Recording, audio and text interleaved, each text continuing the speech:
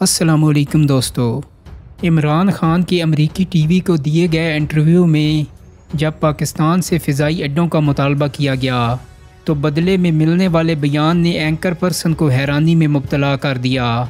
उसे यकीन था कि पाकिस्तानी हुक्मरान टीवी पर बैठा जब लाइव इंटरव्यू दे रहा होगा तो तारीख़ी मामूल के मुताबिक हाँ बोलेगा या फिर शायद बात को घुमा फिरा दे, लेकिन इसे क्या मालूम था कि इस बार सारी गेम ही उलट जाएगी। इस एब्सोल्युटली नॉट ने आलमी मंजरनामे पर एक खलबली मचा कर रख दी, और खलबली मचती भी क्यों ना, क्योंकि हमेशा से हमारा ये मामूल रहा कि जब भी अमेरिका मदद के लिए हमारे पास आया तो हमने दिलो जान से उनकी खूब आवभगत की और उनको हर मुमकिन बल्कि नामुमकिन मदद भी फराहम की, सिवाय चंद एक मौक़ों के। दोस्तों, दिल में यही तमन्ना लिए इस दफ़ा भी पहले अमेरिकी इंटेलिजेंस का डायरेक्टर और बाद में टीवी एंकर आए, लेकिन दोनों को कोई ख़ास लिफ्ट नहीं करवाई गई। लेकिन इसके बरक्स माजी में क्या क्या होता रहा, आइए पहले एक नज़र उस पर डाल लेते हैं। दोस्तों, जब पाकिस्तान बना तो उस वक्त की दोनों सुपर पावर्स ने पाकिस्तान की तरफ दोस्ती के हाथ बढ़ाए। सोवियत यूनियन के ताल्लुकात पहले से ही इंडिया ख़ास तौर पर नेहरू फैमिली से अच्छे होने की बिना पर उस वक्त के पाकिस्तानी वज़ीर-ए-आज़म ने अमेरिका का इंतखाब किया, जिस पर तब से लेकर आज तक तनकीद होती आई है। खैर, तब के हालात के मुताबिक जो उनको बेहतर लगा उन्होंने किया। हमें इंडिया के मुकाबले में एक ऐसा ताकतवर हलीफ चाहिए था जो मुश्किल में हमारी मदद करता, और दूसरी जानिब अमेरिका को साउथ एशिया में एक ऐसा हामी मुल्क चाहिए था जो इस खित्ता में सोवियत यूनियन का फैलाव रोकने में उसका मददगार साबित हो। लिहाजा लियाकत अली ख़ान के दौर में पहली बार अमेरिका ने पाकिस्तानी सरजमीन में अड्डे मांगे, लेकिन लियाकत अली ख़ान ने इनकार कर दिया। ये इनकार दोनों मुल्कों के बाहमी ताल्लुकात में सर्दमोहरी का बायस ना बना, जैसा कि अमूमन होता है। इसके बाद अयूब ख़ान के दौर तक पाकिस्तान मुख्तलिफ़ अमरीकी फ़ौजी इत्तेहादों में उनके साथ शामिल हुआ, जिसकी बदौलत पाकिस्तान को फ़ौजी और मुआशी इमदाद मिलती रही। इसी दौरान में हुसैन शहीद सोहरवर्दी वो पहला पाकिस्तानी वज़ीर-ए-आज़म था जिसने 1956 में पेशावर का एयर स्टेशन अमरीका को लीज़ पर दिया, ताकि वो सोवियत यूनियन के जनूबी एशिया में बढ़ती हुई असर व रसूख पर नज़र रख सके। इसके यके बाद दीगरे एक ऐसा सिलसिला शुरू हुआ जो कि 21वीं सदी के अवाइल तक जारी रहा। अयूब ख़ान के दौर में तो बाहमी ताल्लुकात नुक्ता अरूज तक जा पहुँचे। वो तो पाकिस्तान इंडिया की 1965 की जंग शुरू हो गई, जिसने अमरीकी अयारी को ज़हर कर दिया। नहीं तो शायद वो एक वक्फ़ा जो इस जंग के बाद रौनमा हुआ कभी ना होता।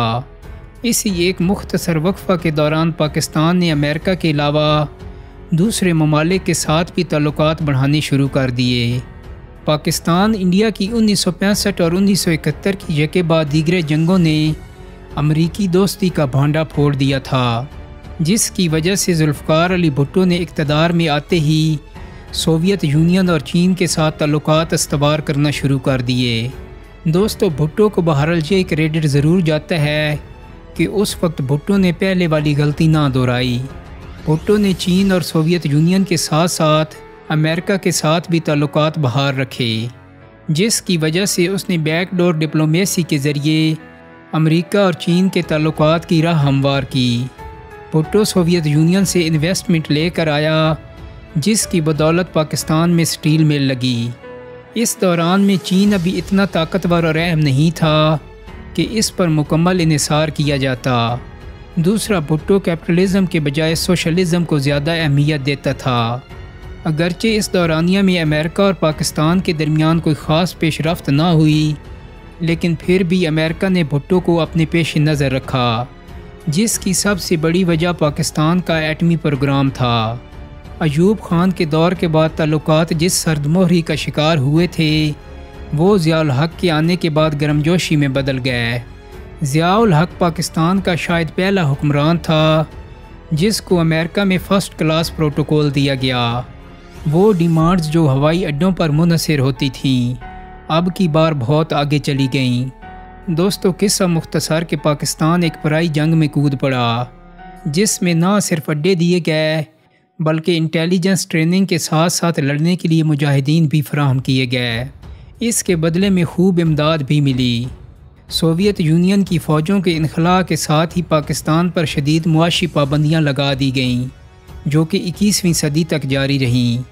मुजाहिदीन की सोवियत यूनियन के साथ जंग के ख़ात्मे के फ़ौरन बाद वही अमेरिका जिसको पता था कि पाकिस्तान एटमी प्रोग्राम पर काम कर रहा है, ने फ़ौरन पाकिस्तान पर शदीद किस्म की मुआशी पाबंदियाँ लगा दीं। जंग के बदले में मिलने वाले फ़ौजी और मुआशी इमदाद को फ़ौरन बंद कर दिया गया। मुख्तसर ये कि 20वीं सदी का आखिरी अशरा पाकिस्तान के लिए बहुत तंगदस्ती वाला अशरा था। वो तो भला हो चीन और सऊदी अरब का, जिन्होंने इस मुश्किल तरीन सूरत हाल में भी पाकिस्तान का साथ दिया। 9/11 के बाद अफ़गानिस्तान में वार ऑन टेरर शुरू की गई और वही अमेरिका जो 1989 के बाद हमारी तरफ से मुंह फेर गया था, एक बार फिर भागा भागा पाकिस्तान के पास आया और मदद तलब की, जिसमें फ़ौजी अड्डे सर फहरिस्त थे। इस बार उनका ख्याल था कि पाकिस्तान या तो फ़ौजी अड्डे नहीं देगा या फिर सख्त शराइत मनवाएगा, जिसके लिए वो पहले से ही तैयार थे। लेकिन परवेज़ मुशर्रफ ने अमेरिका की सब शराइत को मन्नोअन ये कह कर कबूल कर लिया कि पाकिस्तान के पास इसके अलावा और कोई ऑप्शन ही नहीं। वो अमेरिका जो अपनी शराइत में से कुछ के माने जाने पर मरकूज़ था, उसकी सब शराइत को तस्लीम कर लिया गया। इस बात पर अमरीकी ख़ुद भी शशदर रह गए कि वो पाकिस्तान जिसको हमेशा हमने अपने मफादात के लिए इस्तेमाल किया, इसने फिर उनका भरपूर साथ देने की हामी भर ली। खैर, यहाँ से तो अमरीकी फूले ना समा रहे थे। दोस्तों, यहाँ से पाकिस्तान में ड्रोन हमलों और डूम वॉर का एक ऐसा सिलसिला शुरू हुआ जो कि इमरान खान के आने तक जारी रहा। ये ड्रोन हमले और डूम वॉर का ताना बाना मुशर्रफ दौर से शुरू हुआ और पीपल्स पार्टी के दौर में अपने अरूज पर पहुँच गया। पीपल्स पार्टी की हुकूमत एक तरफ तो ड्रोन हमलों की इजाज़त देती रही, तो दूसरी तरफ इनको तनकीद का निशाना भी बनाती रही। वो तो बाद में विकीलीक्स के दौरान ये वाज़ह हुआ कि पीपल्स पार्टी ने तो इन ड्रोन हमले के बारे में डबल स्टैंडर्ड पॉलिसी इख्तियार की हुई थी। हमारी जनरेशन को जब थोड़ी बहुत सियासत की समझ आने लगी, तब से हम तो अमेरिका की जानिब से एक ही आर्डर सुनते आए हैं, डू मोर। ये डू मोर का सिलसिला बुश जूनियर से शुरू हुआ और इमरान खान के आने के बाद इख्तिताम को पहुंचा। जॉर्ज बुश की 2 टर्म्स और इसके बाद बराक ओबामा की दोनों टर्म्स तक ये अपने फुल आबोताब से जारी रहा। हम जैसे लोग तब सोचते थे कि क्या मजबूरी है कि एक अमरीकी सदर या कोई अमरीकी हुकूमत का नुमाइंदा जब भी पाकिस्तान आता है या यहाँ से हमारे हुक्मरान वहाँ जाते हैं तो डू मोर की ही आवाज़ आती है। दोस्तों, वैसे कैसी पॉलिसी थी कि पाकिस्तान ने अपने ही अड्डे दिए और अपने ही लोग उनके हाथों से मरवाए। ये ठीक है कि जो दहशतगर्द थे उनके ख़िलाफ़ ऑपरेशन किया जाता था, लेकिन किसी ने सोचा कि अब तक तकरीबन 80,000 मरने वाले पाकिस्तानियों में से कितने दहशतगर्द थे और कितने मासूम। पाकिस्तान की तारीख़ में इमरान खान वो वाहिद शख्स था जिसने ड्रोन हमलों और नेटो सप्लाई की मुखालफत की। इसलिए पाकिस्तानियों ख़ास तौर पर जवानों ने इसका साथ दिया कि ये बंदा कुछ करेगा। हाँ, अगरचे हुकूमत में आने के बाद इमरान खान अपने कई वादे पूरे नहीं कर सका, लेकिन एक बात पर कायम रहा कि अगर अमेरिका के साथ ताल्लुकात होंगे तो बराबरी के होंगे। जब डोनाल्ड ट्रंप इक़्तिदार में आया तो उसने आते ही पाकिस्तान के मुतालिक अपने पहले ट्वीट में कुछ ऐसी ज़बान इस्तेमाल की जिसका उर्फ़ आम में मतलब डू मोर था, लेकिन जवाबी ट्वीट में इमरान खान ने भी वही लहजा इस्तेमाल किया। जब इमरान खान अमरीकी दौरे पर गया तो मामूल से हटकर पाकिस्तान की नुमाइंदगी की। उसने रवायती हुक्मरानों की तरह इमदाद की भीख नहीं मांगी, यहाँ तक कि इमदाद का लफ्ज़ तक इस्तेमाल नहीं किया। अमरीकी टीवी को दिए जाने वाले इंटरव्यू में भी इमरान खान ने अमेरिका के मुतालिक वही रवैया वही पॉलिसी इख्तियार की जिसका ज़िक्र पिछले 20 सालों से वो करते आ रहे थे। और दोस्तों, इसी एब्सोल्युटली नॉट का नतीजा है कि अमेरिका ने पाकिस्तान के मीर जाफ़र और मीर सादिक ख़रीद कर इमरान खान की हुकूमत का तख्ता उलट दिया और पाकिस्तान में उन्हीं भिखारियों की हुकूमत लेकर आया जो अमेरिका को कभी एब्सोल्युटली नॉट ना कह सकें। दोस्तों उम्मीद करता हूँ कि मेरी आज की वीडियो आपको पसंद आई होगी। अगर वीडियो अच्छी लगी है तो इसको लाइक और शेयर कर दें।